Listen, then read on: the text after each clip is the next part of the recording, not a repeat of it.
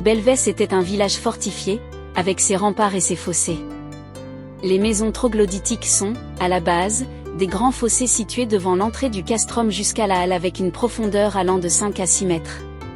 Ce sont les mendiants de la ville, les personnes les plus démunies qui vivaient à l'intérieur.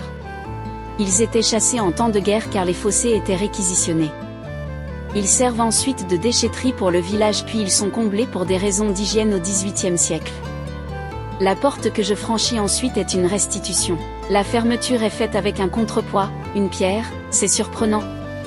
Le tunnel que j'emprunte pour aller dans la deuxième salle possède un plafond en pierre sèche très joli. Les parois des habitations sont surtout naturelles, c'est la roche calcaire qui a été travaillée, je vois les traces d'agrandissement un peu partout.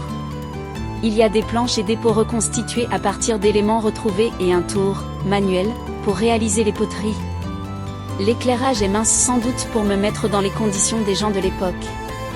Les pièces sont assez petites, un peu trop de monde durant la visite est quelque peu problématique pour voir certains objets ou apprécier une pièce.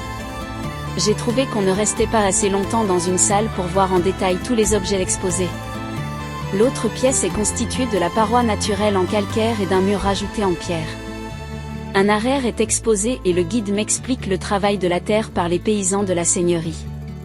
Les espaces deviennent de plus en plus larges et de plus en plus garnis. Je comprends donc que je retrace la chronologie du développement et de l'aménagement de l'espace.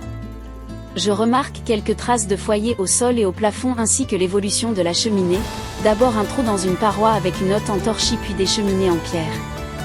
L'habitation suivante possède plusieurs mezzanines en bois, un évier, des tables et un cantou. Les ustensiles sont posés çà et là et un pressoir attire mon attention. Il servait à fabriquer l'huile de noix, travail souvent effectué par les enfants. Seul le socle est d'origine, cela est exceptionnel. Plus loin, une gouttière en bois est aménagée, ingénieux, et une table à 3 pieds.